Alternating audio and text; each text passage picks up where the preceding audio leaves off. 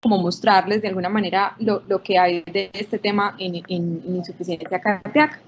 Quiero contarles que no hay ningún conflicto de interés para esta charla y que realmente está basada en lo que se puede revisar en la literatura. Y les traigo de entrada esto porque yo sé, y cuando María Juliana me hizo la invitación de acompañarlos hoy, sé que en parte estaba basado en que todos pensamos que con este tema hay como dos polos. ¿Será que utilizar inotropía es una salvación, es un ángel para nuestro paciente o finalmente será un demonio? Y esta controversia que suscita el tema, lo que me parece como muy interesante a estas alturas del padre. Decirles de entrada que el uso de inotrópicos en insuficiencia cardíaca podría verse si bajáramos en estos pilares que les traigo en esta primera diapositiva. Seleccionar adecuadamente el paciente probablemente sería la respuesta a todos los problemas que tenemos con respecto a los estudios que hay en insuficiencia cardíaca y uso de inotrópicos. Lo segundo sería que si seleccionáramos el inotrópico adecuado, también estaríamos en parte resolviendo todos los problemas que hay con respecto a los ángeles y los demonios de la inotropía.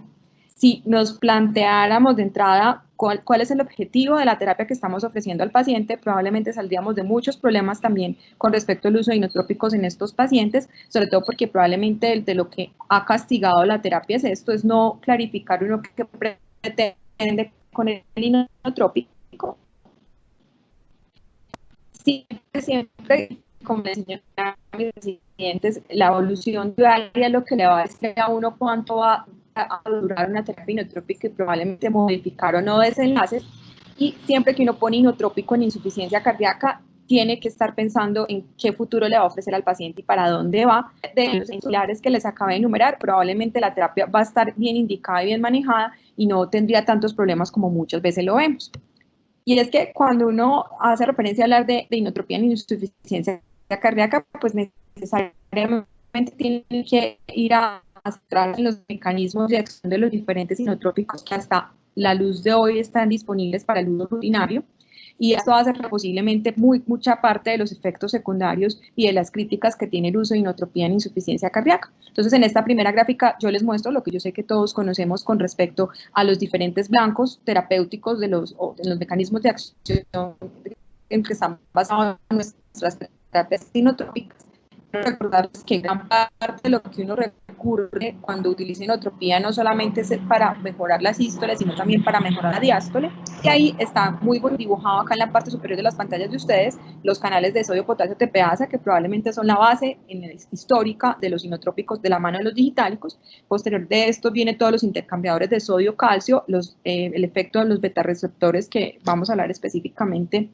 de los inotrópicos que se basan en este efecto farmacológico, y si uno se va mucho más adentro de la célula, pues va a entrar en el papel del calcio con el evolucional del cual vamos a hablar ahorita. Si nos vamos mucho más allá, probablemente de las modificaciones directamente en la miosina y la tropomiosina de los nuevos medicamentos. Entonces, uno tiene que pararse en este contexto con respecto a las diferentes opciones que tiene terapéuticas para poder basarse en los pilares que les mostré ahorita de cómo finalmente uno escoge un inotrópico en insuficiencia cardíaca, tratando al máximo de no hacerle daño al paciente, que yo creo que es la premisa de todos nosotros. Entonces, hay que recordar que estos son unos fármacos que aumentan el rendimiento de la contractilidad miocárdica, y este punto es muy bonito, y es que esto es independiente de la frecuencia cardíaca y de las condiciones de carga, tanto de pre y postcarga, pero que hace que aparte de las medidas iniciales que nosotros siempre tomamos cuando estamos enfrentándonos, por ejemplo, en el servicio de urgencias o en la unidad, en un paciente descompensado en un cuadrante L, es verificar las condiciones de carga para saber si el paciente de verdad requiere no inotropía, y eso lo hace uno con un bolo de líquidos endovenosos. Entonces, este es el principio fundamental de cómo se basa la terapia inotrópica, es mejorando el rendimiento y la contractilidad. Está reservado para pacientes con gasto cardíaco reducido, y esto es súper importante, sobre todo porque yo sé que tenemos también nuestros redes acá conectados, porque a esto hace referencia a problemas que tenemos a veces en utilizar inotrópicos en función preservada, y es que en ese grupo de pacientes posiblemente ustedes no van a encontrar grandes recomendaciones, son muy retadores cuando uno tiene que tomar esa decisión, y habrá algunos inotrópicos que les puedan convenir más que otros. Y esos pacientes que tienen gasto cardíaco reducido se va a ver reflejado en tres componentes grandes, ¿cierto? En que tienen perfusión tisular comprometida, de la manera como ustedes quieren objetivizarlo.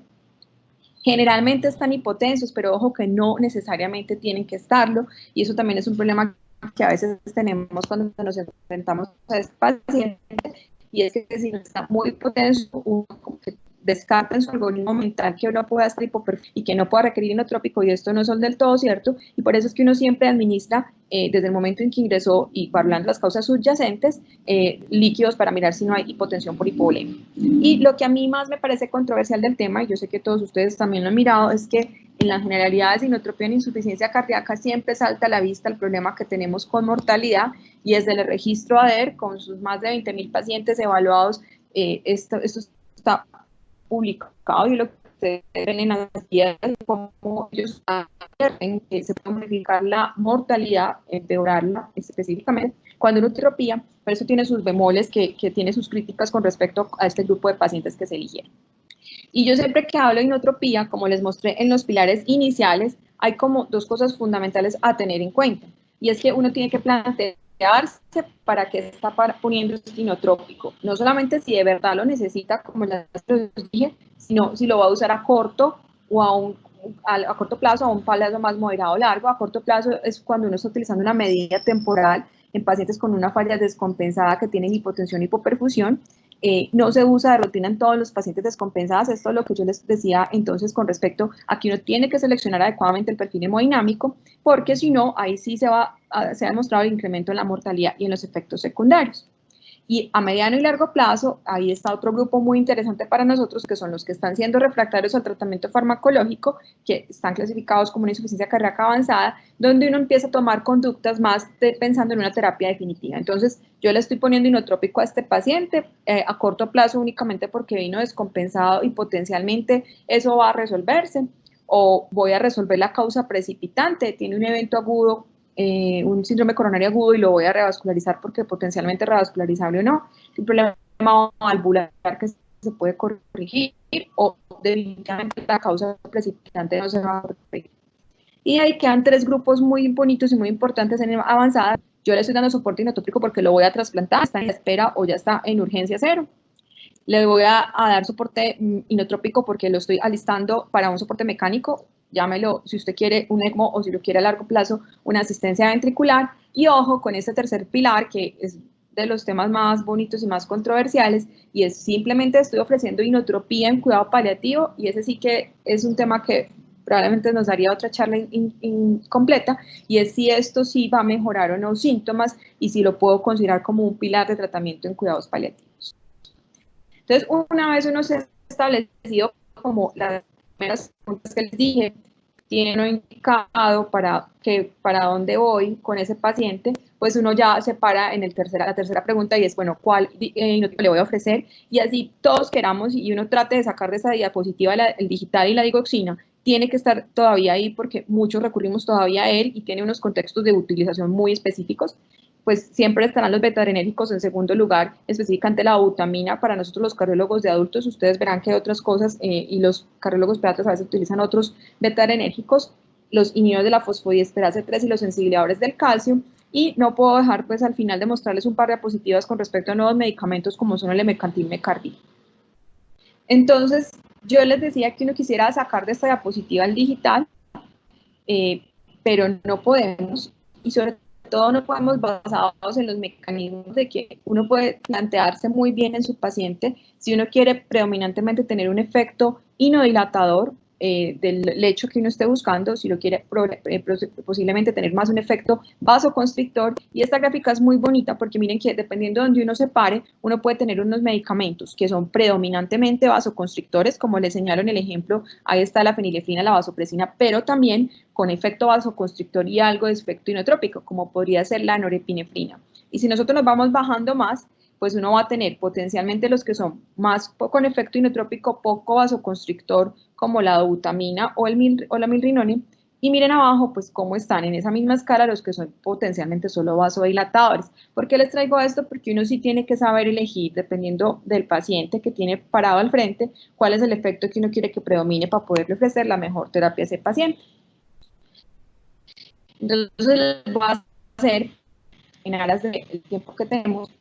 un recorderis de cómo estamos parados en la actualidad en insuficiencia cardíaca, que hay de ellos más o menos, sobre todo para que nos quede un poco de tiempo al final, para si hay preguntas que estén pues como sujetas a discusión. Vamos a hablar de digital. Acuérdense que su principal debate siempre en la literatura se da con respecto no solamente a su efectividad, pero sobre todo a su seguridad. Sin duda lo que nos ha permitido hablar desde el estudio DIC es que hay mejoría de síntomas y disminución de hospitalizaciones, y muy a pesar de que queramos ir en contra de él y de que podamos, muchos sean, lo vilipendien y traten de sacarlo de las diferentes guías, pues efectivamente tiene un efecto inotrópico que no tiene efecto sobre la frecuencia cardíaca y tampoco en el consumo de oxígeno, y que lo haría en forma práctica un muy buen inotrópico si lo pensáramos, si fuera tan efectivo. Y les decía que desde el 97 con el estudio DIGIT, pues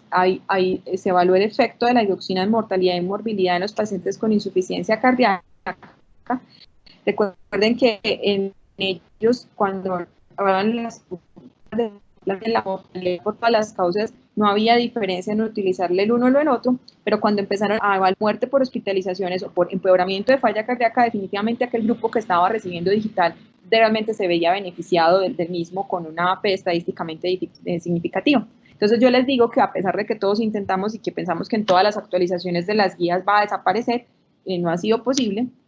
sobre todo además porque es muy económico, y probablemente su principal problema es seguridad, y de ahí que la mortalidad asociada al digital en diferentes metaanálisis de la literatura, pues la principal problema es que han sido supremamente heterogéneos, y la tendencia es a mostrar que realmente el paciente sí puede estar empeorado en su mortalidad, sobre todo por la seguridad, pero esto va de la mano de las concentraciones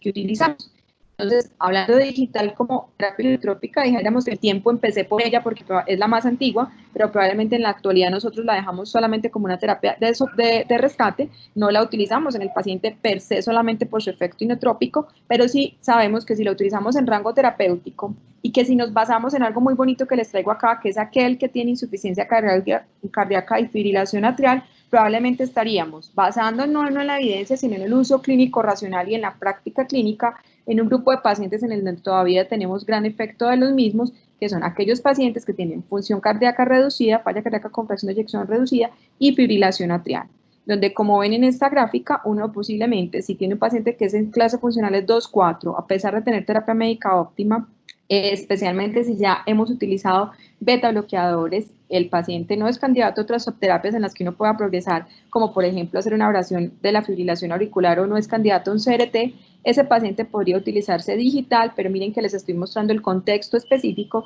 que es aquel con función reducida y ETA. Vámonos ya para los beta-adrenérgicos. De ahí hay que empezar por la dopamina, porque probablemente es el que primero en el tiempo se utilizó para choque cardiogénico desde los 70. Ese es el precursor inmediato de la adrenalina, pero tiene todo esto que todos conocíamos y que era sus diferentes, el efecto dosis dependiente, donde era mucho más importante el efecto beta cuando uno va de 3 a 10 microgramos kilo minuto, pero que tenía un montón de efectos adversos, o que tiene un montón de efectos adversos que no lo hace para nosotros la primera línea de elección como beta-adrenérgico. Gran incremento en el consumo de oxígeno con número importante de arritmias, las complicaciones por la extravasación y los efectos secundarios que los pacientes tanto nos describen. De ahí quiero decirles, como de forma práctica, y es que el estudio Rose, que fue con dosis bajas de dopamina versus neseritide en pacientes con insuficiencia cardíaca aguda, que aleatorizó 1 a 1, no demostró un efecto significativo en la comparación de los dos grupos. Por tanto, para nosotros utilizar dopamina con los efectos en el volumen urinario, que probablemente era lo que todos conocíamos, no tiene como una gran implicación. Pasemos al segundo, que es la butamina, también una catecolamina sintética, que tiene efectos sobre receptores beta 1 y beta 2, también evidentemente sobre la presión arterial, pero no tan importante como otros medicamentos, que puede ser como su plus al momento de usar. Reduce sobre todo la presión de fin de diástole del ventrículo izquierdo, pero como todos los otros, el resto de inotrópicos, pues aumenta la frecuencia cardíaca, aumenta el consumo de oxígeno, y de ahí es que se atribuyen la gran mayoría de sus efectos secundarios. Con respecto a la butamina, les traigo esto porque es muy importante cuando uno lo elige. Todos sabemos cómo, a través de su efecto por los receptores beta-adrenérgicos, si el paciente viene utilizando crónicamente beta-bloqueadores, no es el de elección, pero ojo también con sus tiempos de acción. El inicio pico de la butamina es muy rápido, está en los primeros 10 minutos. Su tiempo de vida media es mucho más corta que el de los otros inotrópicos, por tanto, uno más o menos de 2 a 5 minutos después de suspendido su eliminación se va a completar a los 12 minutos. Esto es importante con respecto a cómo ajustó las dosis, y no se nos puede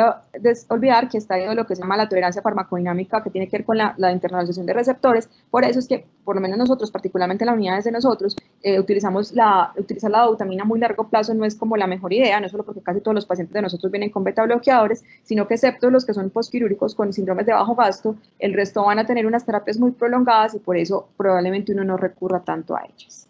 Con respecto a la dobutamina para pacientes con falla cardíaca, esto sí está un poco más estudiado, y lo que les quería mostrar acá es que muchos de los estudios siguen demostrando que es probablemente mejor tener el paciente con placebo que en controles, y ahí están incluso otros que comparaban dobutamina con levosimendan, como el estudio Casino. Pues lo que les quiero decir es eso, es qué tipo de pacientes se habían seleccionado en esos estudios, para que ustedes con calma definan al final de esta charla si no se nota la importancia de la selección adecuada del paciente, para que podamos ser críticos o no frente a la literatura que habla de los inotrópicos.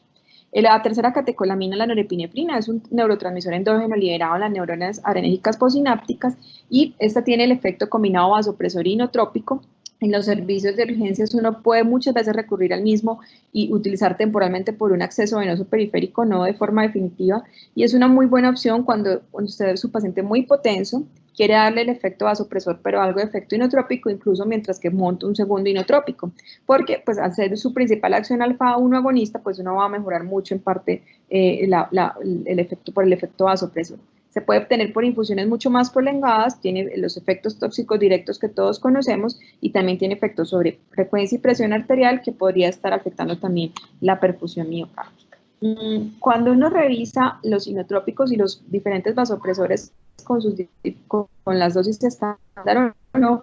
yo les quería traer esto para que miren que definitivamente de las 3 catecolaminas que hasta ahora revisamos, probablemente la dobutamina es el que más efecto beta tiene, pues eso nos va a derivar a más taquicardia, más incremento en arritmias como fibrilación atrial y taquicardia ventricular, e incluso isquemia, hipertensión arterial. Y en los pacientes que uno utiliza norepinefrina, siendo potencialmente su efecto alfa, pues ese sería probablemente el que más encontremos de utilidad cuando están supremamente hipotensos, o cuando lo primero que uno quiere garantizar es mejoría de la presión arterial. Pero definitivamente ahí la dopamina, ahorita probablemente lo podamos discutir, ya no sea de tan amplio uso para nosotros. Y es que nosotros lo sabemos desde el 2010 con el estudio SOAP, que cuando uno compara dopamina con norepinefrina en el tratamiento del choque, definitivamente esos pacientes tenían mejor probabilidad de supervivencia cuando utilizábamos norepinefrina versus dopamina. Y hablando específicamente de lo que nos corresponde hoy, que es de choque cardiogénico, sí que se veía la diferencia en cuanto a utilizar norepinefrina por encima de dopamina, o sea que pues, probablemente en este grupo de choque cardiogénico es el de elección cuando pasamos y nos empezamos a pensar en un paciente que está muy hipotenso. Vámonos ahora con el milrinone o la milrinona, como la quieran denominar. Es un inotrópico que nosotros recurrimos mucho a él, sobre todo porque tiene la ventaja de poderse utilizar en el paciente que venía recibiendo beta bloqueadores. Tiene efecto inotrópico, lucitrópico y obviamente cronotrópico, y uno echa mano de él porque disminuye las presiones de llenado del ventrículo izquierdo, que en los pacientes con insuficiencia cardíaca crónica con disminución de la fracción de eyección probablemente explique la parte de la mayoría de sus síntomas. Genera vasodilatación pulmonar y periférica. Y esto de la vasodilatación pulmonar yo siempre se los digo porque cuando se revisa este tema, uno dice inmediatamente, bueno, si tengo hipertensión pulmonar debería recurrir de milrinona en primera instancia, pues porque está descrito, pero ojo que esto nunca ha sido estudiado finalmente en un estudio clínico controlado, como para yo poderles decir si es que es definitivamente superior. Lo que nos basamos en su plausibilidad biológica, y por eso siempre echamos mano de él en los hipertensos pulmonares. Tiene un problema que no se les puede olvidar, y es la que debe ajustarse en disfunción renal. Yo les traje, creo que sí, la tablita con efecto punta. El paciente tiene 50 o más de tasa de fibra glomerular, es donde alcanzamos dosis de hasta 0.75 microgramos kilo minuto, pero ojo, no se nos puede olvidar que si el paciente tiene entre 30 y 50, uno debería titular hasta 0.25 microgramos kilo minuto, y en aquellos pacientes que tienen tasas de filtraciones por debajo de 10 o están en una falla renal avanzada, uno debería considerar otras alternativas de la terapia. Esto es basado en opinión de expertos, pero finalmente es lo que en la práctica clínica usamos de forma rutinaria, y es ajustar milrinona en los pacientes que tienen falla renal crónica, ¿listo? Por su metabolismo. ¿Cuáles son los efectos adversos? Y quiero hacer una pausa acá cuando terminemos este otro inotrópico, porque yo sé que estos temas siempre, estas charlas de inotropía, y es con respecto a si conocemos cuál de los que hemos evaluado hasta ahora, y más adelante que vamos a hablar también de levosimendan, si realmente hay estudios que nos permiten definir que los potenciales efectos adversos, sobre todo basados en arritmias, que es lo que le preocupa mucho a uno cuando uno pone un inotrópico en la unidad, si definitivamente hay uno que sea superior a los otros, y yo tengo que decirles que cuando uno revisa el tema, uno quisiera ver un estudio cabeza a cabeza, que no lo hay, porque uno quisiera definitivamente seleccionar una terapia que le diera menos arritmias. Y miren las incidencias que les he mostrado hasta ahora, ya les mostré los de la dobutamina, miren acá en el uso de milrinone, definitivamente todos los inotrópicos potencialmente tienen como efecto secundario el desarrollo de arritmias, y es por eso que uno, probablemente echando mano solamente de ese, no tiene por qué seleccionar uno por encima del otro, ¿cierto? Uno tiende a hacer una selección de uno sobre el otro, más con las cosas que les he mencionado hasta ahora, ¿cierto? Miren, una incidencia de arritmias ventriculares cercana al 10%, de fibrilación auricular tan importante como del 3%. Obviamente este medicamento es vasodilatador y no solamente el lecho pulmonar, entonces también puede haber hipotensión, puede haber cefalea. Yo solo ahora que llevo ya estos años trabajando en la unidad de cuidados intensivos, veo que esto es un efecto muy frecuente y que a veces motiva incluso hasta la suspensión de la terapia, se ve hasta en el 3% de los pacientes. Puede haber arritmias y ojo con respecto a los eventos isquémicos. ¿Por qué? Porque al pobre milrinone le han dado muy duro con el respecto a sus cardiopatías CHF, donde realmente ellos demostraron que aquellos pacientes que tenían cardiopatía de etiología isquémica posiblemente tenían peores desenlazos en el uso de milrinone. Y yo creo que esto tiene que ser importante de que siempre tengamos presente de la manera como se seleccionaron esos pacientes a ese grupo de terapia con milrinona y lo que implica, sobre todo cuando la gran parte de los pacientes que están en las unidades, por ejemplo, soportados con inotropía por insuficiencias avanzadas, vienen con uso crónico de beta bloqueadores y sobre todo que son cardiopatías de esa etiología de origen isquémico. Entonces, lo que sí es cierto es que parecía haber un beneficio, digámoslo al revés, parecía haber peores desenlaces en los pacientes que utilizaban milrinone cuando tenían una cardiopatía isquémica y eventos agudos con respecto a aquellos de los que no eran no isquémicos. Por eso incluso la misma guía le hace a uno la sugerencia que si uno está parado bajo ese contexto no debería seleccionarlo, pero ojo con las otras cosas que les estoy mencionando con respecto a que la gran mayoría de nuestros pacientes vienen recibiendo terapia con beta bloqueadores. Y les decía que esto es un subestudio del Optimize CHF, donde ellos clasificaron, como lo ven en esta gráfica, los desenlaces de acuerdo a si los pacientes eran isquémicos o no isquémicos, y parecía haber un efecto a favor de aquellos pacientes, sobre todo en días de hospitalización e incluso en mortalidad intrahospitalario, en aquellos que fueran no isquémicos. ¿Listo? Y en esta gráfica, que es un poco más compleja de entender, miren que definitivamente, si uno comparaba al paciente que estaba en milrinone y tenía etiología isquémica de entrada, pues la supervivencia era menor que en los otros contextos, es decir, no tener requerimiento de inotropía o tener inotropía de etiología no isquémica. Esto lo podemos discutir al final. Y nos queda en este transcurrir de la terapia inotrópica, evidentemente, el levosimendan. Ustedes saben que su mecanismo de acción que siempre hemos ocurrido es el aumento en la sensibilidad al calcio, pero ojo que uno diría que esto tiene una terapia combinada, pero unos efectos combinados que es lo que le permite a uno usar en varios contextos y que le da la mano a uno con respecto a cuando uno tiene problemas con un primer inotrópico.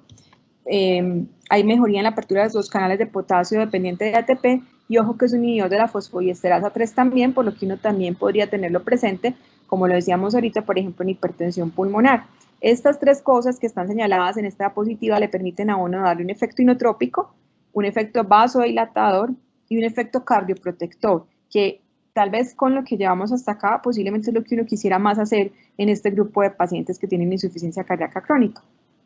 Tiene algo que le da un plus también, y es que a pesar de que se metaboliza completamente antes de su excreción, un 5% de la dosis que utilizamos se convierte en un metabolito que es el OR1896, que tiene una vida media muy larga, va de 75 a 80 horas, y es esto lo que nos permite, teniendo efectos hemodinámicos similares al del levosimendan, con concentraciones pico casi las 48 horas, tener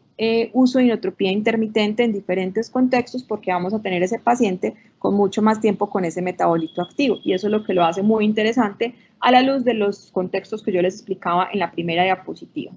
No quiero ahondar mucho tampoco en los estudios porque no nos daría el tiempo, pero acuérdense que aquí hay como dos cosas grandes que explican en parte por qué los americanos no tienen disponible el medicamento y por qué no lo ven ustedes en las guías de ellos, y es de alguna manera la forma en la cómo se ha evaluado la literatura que sustenta el uso de la medicación. Hay dos estudios grandes comparados con placebo, como son el Ruslan y el Rivac tanto 1 y 2, y otro comparado con dobutamina, que se los mostré más al principio, como son el Lido y el Survive. Lo que quiero decirles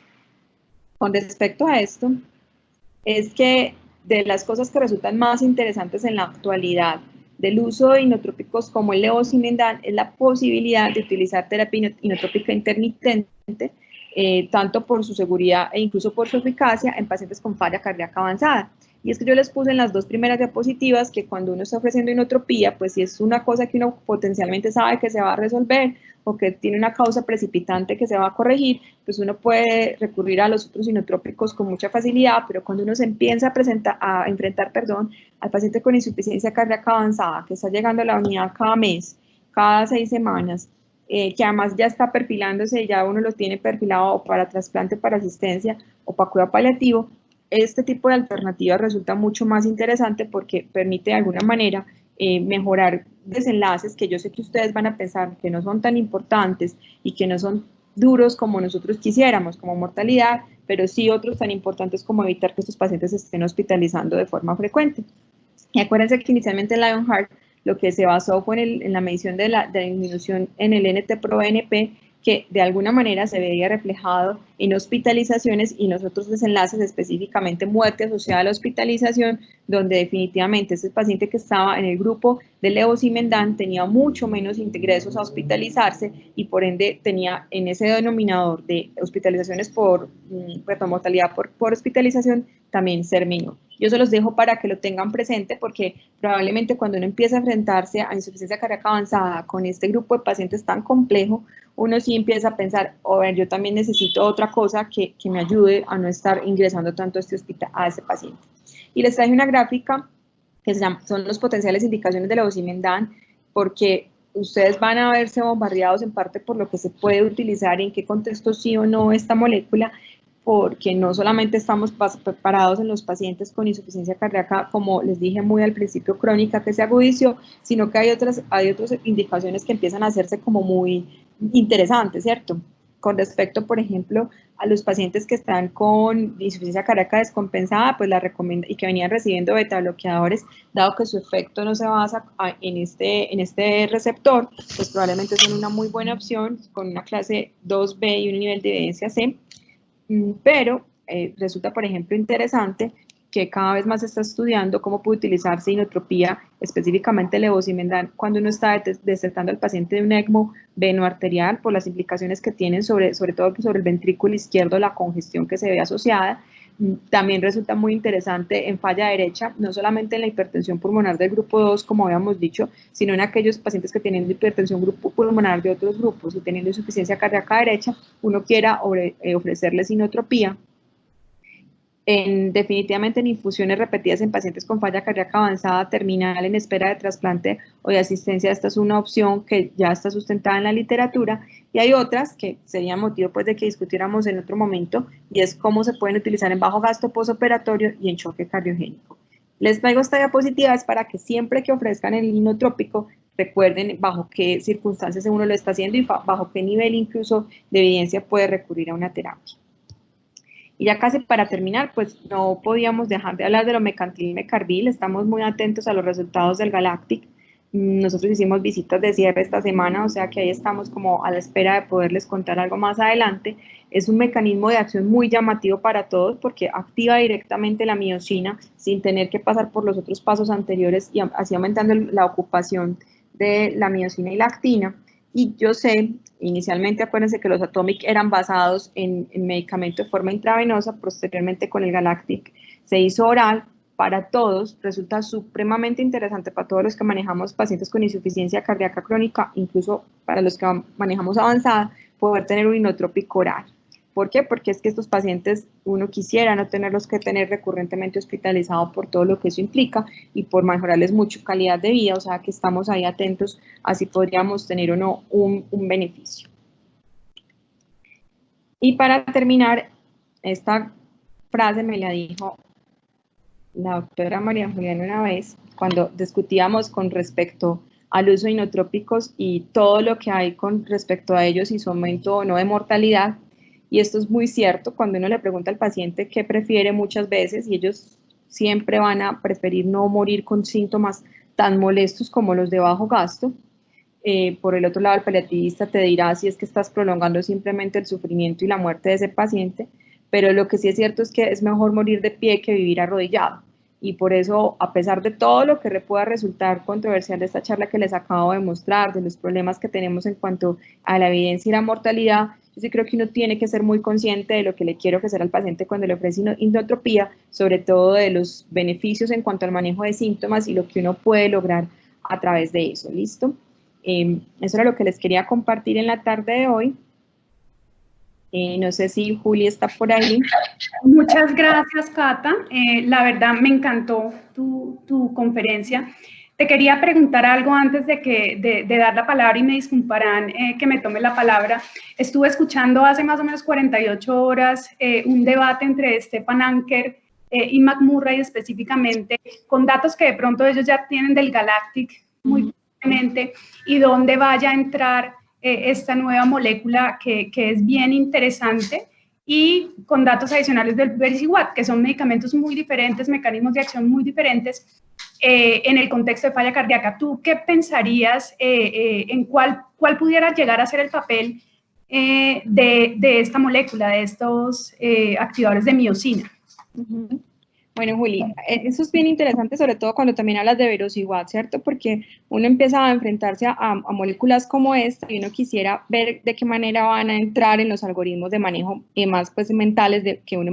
tiene. Yo creo que el Vericiguat va a ir por un lado con respecto a dónde se va a incluir, es incluso al lado o después de los inhibidores de la SGLT2, como hemos tenido varias discusiones, pero yo creo que el inotrópico oral, de demostrarse su utilidad, recurriría mucho en el contexto del paciente avanzado que ha requerido terapia inotrópica intermitente. Yo creo que son como dos grupos que se van a separar mucho. En el uno yo estoy haciendo terapias modificadoras de la enfermedad todavía y en el otro estoy manejando los síntomas específicos del bajo gasto. Entonces yo creo que si uno quisiera hacerse un esquema mental de dónde entraría, por un lado iría, Vericiguat iría para el ladito del paciente que uno todavía está haciendo terapias modificadoras de la enfermedad, y por acá quedaría probablemente la terapia inotrópica, que como les mostré con todas sus dificultades y problemas, probablemente fueron más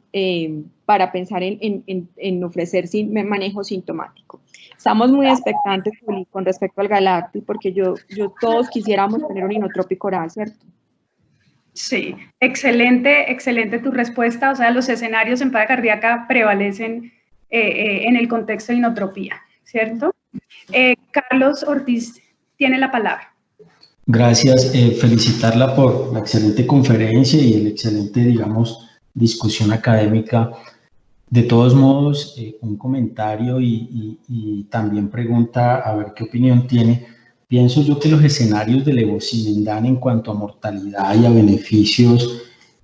cada vez se discriminan más en el sentido de que pareciera que es una molécula neutra en cuanto a mortalidad. Siempre hemos dicho que el levosimendan es para revive pero no survive, ¿sí? Entonces, digamos que en el año pasado, hace 2 años, recuerdo que salieron 2 estudios en el mejor escenario donde uno podía pensar que el levosimendan podría ayudar, que era uno preoperatorio y otro el levosimendan para sacar de bomba a los pacientes con estas características.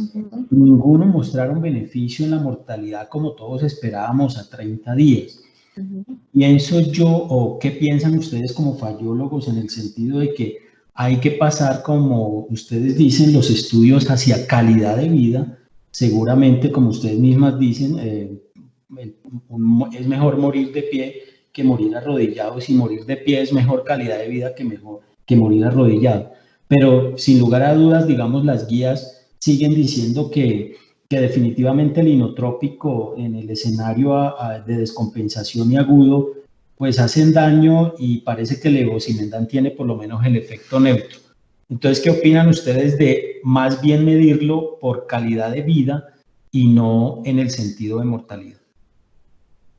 Doctor Ortiz, no, es excelente su comentario. Yo estoy de acuerdo en que hay dos cosas en las que se esperaba mucho, específicamente los 2 o 3 estudios que hay en la valoración o en el preacondicionamiento prequirúrgico donde no se pudo demostrar y en la salida de bomba. Ahorita estamos buscando en la salida de ECMO, eso todavía no se sabe bien. Entonces, es muy claro y usted dice una cosa que uno, y más cuando uno revisa claramente la literatura con sus residentes, uno se da cuenta que ese efecto neutro es lo que ha valido muchas de las cosas del uso del levosimendan. Pero yo soy una convencida, y no sé si María Juliana ahorita también nos quiera dar su opinión, con respecto a que mejorar calidad de vida, que se ve reflejado en mejorar hospitalizaciones, eso sí es muy importante en insuficiencia cardíaca. Y es que hay mucha evidencia ya, y lo supimos con el estudio del verosigual, lo supimos con algunos inhibidores de la SGLT2, y es que si uno evita que un paciente se esté hospitalizando por insuficiencia cardíaca, por criterios de empeoramiento de falla, ese paciente, a pesar de que uno no pueda mostrar la disminución de la mortalidad que es lo que uno quisiera, ese paciente va a ir mejor, va a ingresar menos, va a estar menos tiempo hospitalizado con todas sus consecuencias. Entonces yo creo que específicamente este contexto sí va a virar acerca de cómo evalúa uno calidad de vida. Es que en insuficiencia cardíaca aguda hemos fallado en un montón de cosas, o sea, no hemos podido encontrar, y es porque posiblemente la insuficiencia cardíaca aguda es otra entidad que se comporte diferente a la misma crónica, no hemos podido encontrar cosas que modifiquen definitivamente la mortalidad en ese grupo. Entonces yo creo que eso va a virar o está virando, y por eso la inotropía intermitente con levosimendan ha ganado evidencia con respecto a que lo que yo quiero es que ese paciente no tenga que estar a toda hora hospitalizado con las consecuencias de eso, incluso así está esperando, por ejemplo, un trasplante. Y si lo estamos pensando solamente para paliativo, más aún, porque es que hay veces que uno no tiene cómo paliar otros síntomas de estos pacientes. Entonces yo creería que sí va mirando hacia eso. No sé, Juli, ¿qué piense?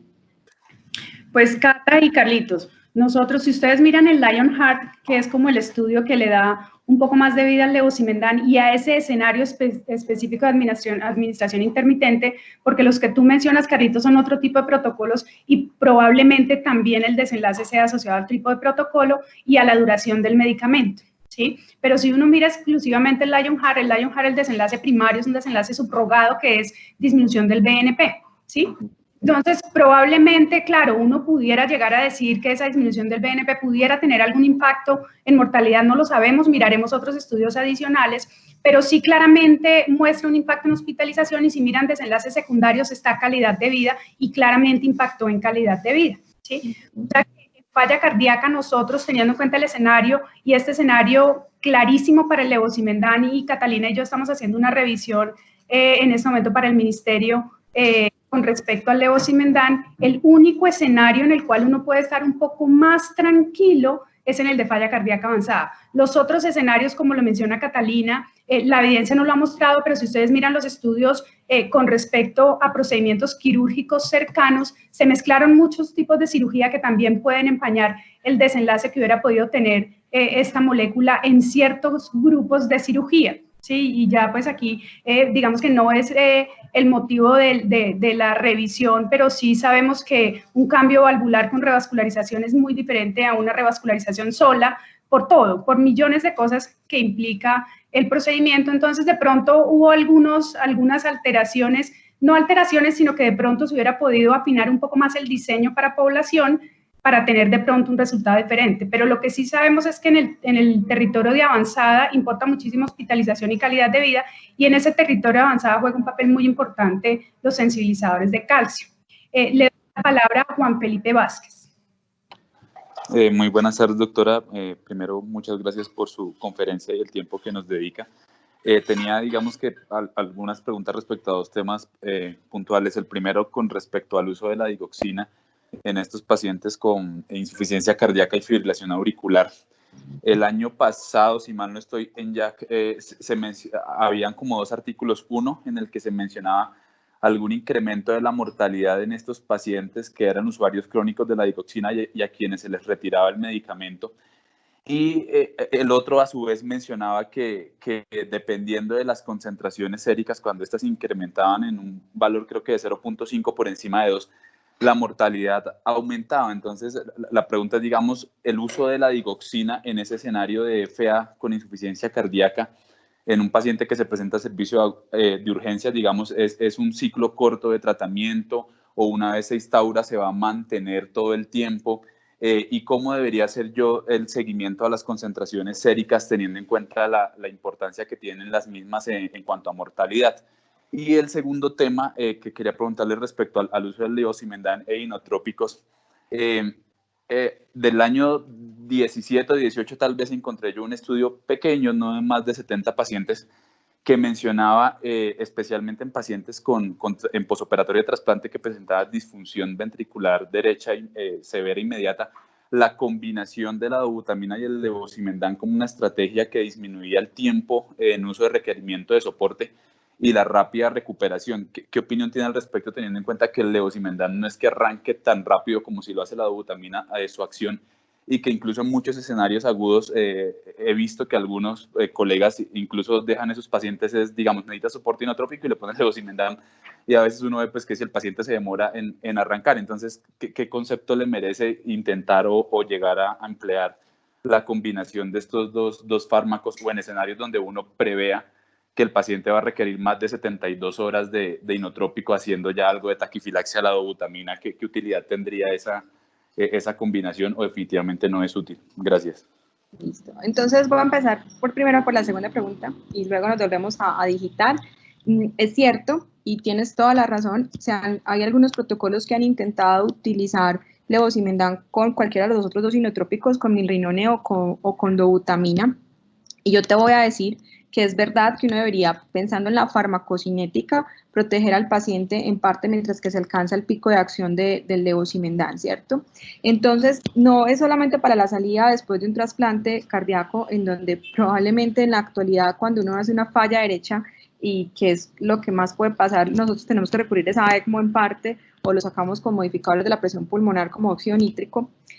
Pero si uno pensara en el contexto en el que tiene que utilizar dos inotrópicos, no estamos hablando solamente de trasplante cardíaco, porque está siendo insuficiente para garantizar la perfusión del paciente, en parte, o porque estoy haciendo la transición. Yo lo que hago muchas veces en la unidad es que el paciente viene con milrinone o con dobutamina algunas veces, y estoy pensando en lo que va a pasar después, entonces le quiero poner levosimendan para después desmontar el milrinone y darle el tiempo de espera del levosimendan en la casa o lo que vaya a hacer yo con el paciente. Entonces es verdad que uno tiene que tener presente el pico de acción, es decir, que probablemente mientras que está pasando apenas estoy pasando la infusión de levosimendan, no puedo retirar desde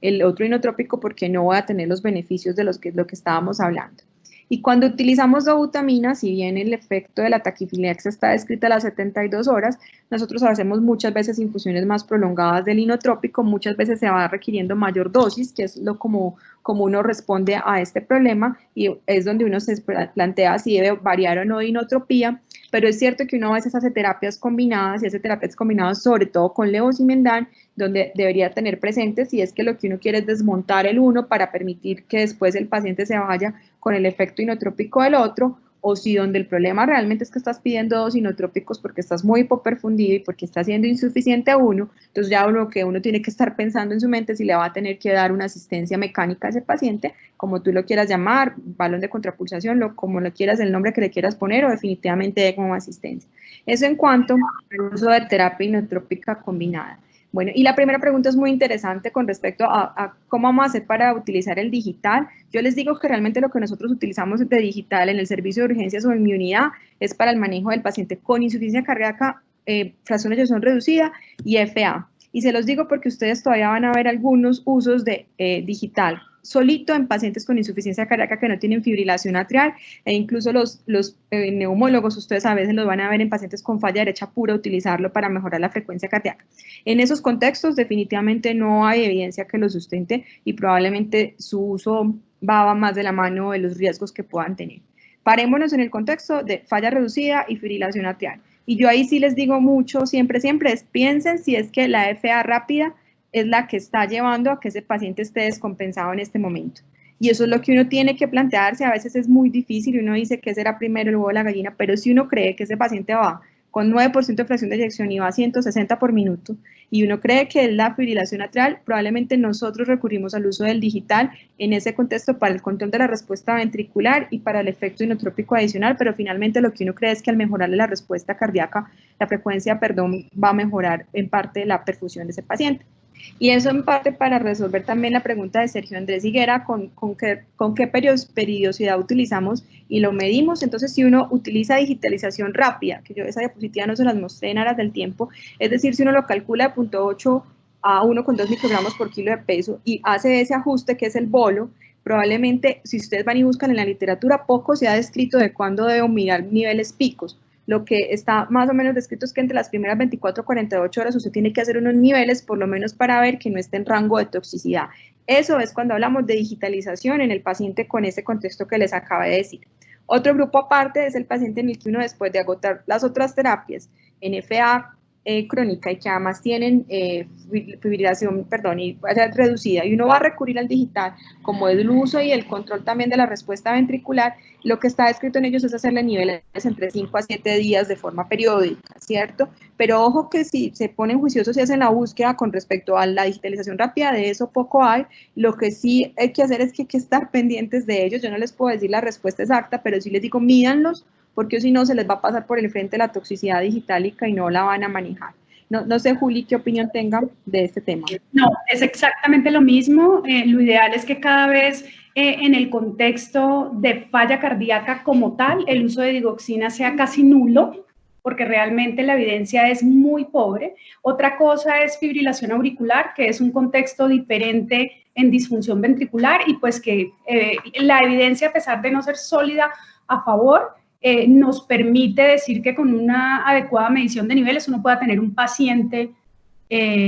con esta terapia, pero como les dice Catalina, sí tenemos que ser muy claros en hacer la medición y mirar qué ocurre con nuestro paciente. Le doy la palabra al doctor Medina. Antes de darle la palabra, doctor, le quiero contestar a la doctora Mónica, que estaba preguntando algo con respecto a la repetición del ciclo de esas aplicaciones de levosimendan. Que haya evidencia, doctora, con respecto a estudios clínicos, no. Hay plausibilidad biológica de que el efecto prevalece, porque la idea es que la actividad del medicamento incluso se ha medido a niveles que realmente dura casi 7 días, o sea, uno pudiera, antes de lo que ellos dicen en el Lionheart, hacer aplicación desde el punto de vista de datos farmacocinéticos y farmacodinámicos, pero no, yo elevé, digamos, la pregunta en el contexto de nuestros pacientes. Y lo que más de pronto ha hecho y el que más tiene experiencia es el doctor Comín, y él ha hecho hasta 3 ciclos de 6 aplicaciones, ¿sí? Pero esto es como casos puntuales, ¿sí? Le doy la palabra al doctor Medina. Gracias, María Juliana, y doctora, muchísimas gracias por su presentación muy completa. Una pregunta, hace poco tuvimos un speaker que nos habló en un webinar. Él se entrenó en Cleveland Clinic en cuidado intensivo cardiovascular. Pues ellos en Cleveland son muy conocidos por utilizar nitroprusiato muy frecuentemente con la ayuda de un catéter pulmonar, y se hace puente con nitrato de isosorbide y con hidralazina cuando ya pues, se ha hecho toda la terapia aguda y el paciente está aún en la unidad, y después se hace transición a piso. Pues el nitroprusiato es supremamente barato, y a esa unidad, pues que es la unidad de falla cardíaca más grande del mundo probablemente, ese es un protocolo que está hace casi 20 años y que siguen rigurosamente. Gracias a Steve Nissen, que pues todos lo conocemos, fue chairman de Cleveland Clinic de cardiología, y a su memorable Kilrinone, en donde milrinone mataba muchas vidas en Cleveland, probablemente ni para isquémica ni para no isquémica se utiliza el milrinone, es prácticamente como una religión. La pregunta es, ¿por qué en Colombia, o incluso por qué obviamente el impulso de las casas farmacéuticas a Galactic, a levosimendan, han dejado un poquito de lado el uso del nitroprusiano, siendo un medicamento supremamente seguro y sobre todo barato, y que pues la unidad de falla cardíaca más importante del mundo probablemente continúa utilizando con mucho éxito? ¿Será que estamos subutilizándolo? ¿O cuál será la razón por la cual de pronto en muchas clínicas de falla cardíaca este medicamento nuevamente seguro, muy económico, no es tan popular como pudiese ser. Gracias. Doctor Medina, yo le respondo con respecto a que un problema grande que tenemos nosotros en insuficiencia cardíaca, en las unidades de nosotros, es con respecto a la monitorización. Y no todos estos pacientes, y yo diría que de las 32 camas que tenemos nosotros, solamente menos del 20% tienen un catéter de arteria pulmonar. Pero es supremamente interesante. O sea, si usted me preguntara a mí, yo cómo me soñaría tener mi unidad, yo quisiera tener a todos mis pacientes con un catéter de arteria pulmonar para darle opciones tal y como la que usted está diciendo. Y no solamente está descrito con nitroprusiato, uno podría utilizar un vasodilatador solamente como nitroglicerina también en algunos contextos, y hay estos de los 70 y los 80 donde mostraban cómo mejoraban incluso parámetros de perfusión inicialmente esos pacientes. Entonces yo creo que el desuso, y usted tiene la razón en algo, y es la importancia y el empuje que le han dado las casas farmacéuticas a algunas moléculas, pero precisamente cuando uno quisiera tener mejor monitorizado a ese paciente, otro motivo de discusión sería si usamos ecografía, bueno, como ustedes lo quieran evaluar, pero específicamente si uno quiere guiar terapia como esta, donde sí tendría que estar parado en conocer muy bien los parámetros hemodinámicos y en un catéter de arteria pulmonar, es ahí donde yo creo que hay gran parte del problema a esa pregunta que usted me está haciendo, y es cómo los monitorizamos para poderles ofrecer, de acuerdo al perfil que tengan, una mejor terapia. Cuando nosotros hacemos los derechos de los pacientes que van para protocolo de trasplante, siempre vasodilatamos con nitroprusiato, y sus efectos pues más temidos para nosotros son la hipotensión tan importante que nos da. Entonces yo creo que gran parte es cómo podemos tener esos pacientes adecuadamente monitorizados para brindarle este tipo de terapias que, como usted está mencionando. Yo creo que gran parte del problema es ese. No sé, Juli, ¿qué piense? No, Cata, es igual. Digamos que el problema es que la literatura también nos muestra que hay escenarios muy claros en los cuales uno debe invadir estos pacientes. Si uno mira las guías europeas, ellos son específicos cuando se coloca un catéter en la arteria pulmonar, pero si uno mira entre europeos y americanos, los americanos claramente van a estudio y a seguimiento hemodinámico de la falla cardíaca. Lo digo yo que roté, digamos, en el Mass General y estuve en cuidado coronario con pacientes en falla, y claramente uno ve que sí se hace el seguimiento, no solo clínico, pero también de las variables hemodinámicas las primeras 48 horas de estos pacientes. Entonces, claramente sí va de la mano de la monitorización, ¿sí? Pero también lo otro que de pronto debemos mencionar, Cata, y que sé que tú lo piensas igual, es que este tipo de moléculas que de pronto son un poco más benéficas en el contexto de falla cardíaca y de ciertos escenarios de falla cardíaca, también nos liberan de la monitorización de todos estos pacientes, o sea, de ser tan intensos en la monitorización y solamente de pronto dejar la monitorización para los grupos en los cuales no nos quede claro el real estado hemodinámico de esos pacientes, ¿sí? Que unas dudas e inquietudes cuando el escenario de pronto es avanzado con un episodio de empeoramiento, que nos queda la duda realmente, y uno quiere tener valores para poder seguir haciendo tratamientos, por ejemplo, asistir o no asistir, darle un poco más de bomba a esos pacientes. No sé si hay alguna otra pregunta en el auditorio. Cata, yo la verdad te agradezco enormemente, siempre es un súper gusto, o sea, tú lo sabes que es un súper gusto. Sé que tenemos la próxima semana un encuentro muy claro con algunos expositores americanos específicamente para este tema y específicamente para falla cardíaca avanzada. Muchas gracias, en serio que sí. Cuídense mucho todos. Chao, chao, muchas gracias a todos por estar acá, que tengan un buen día. Gracias, chao.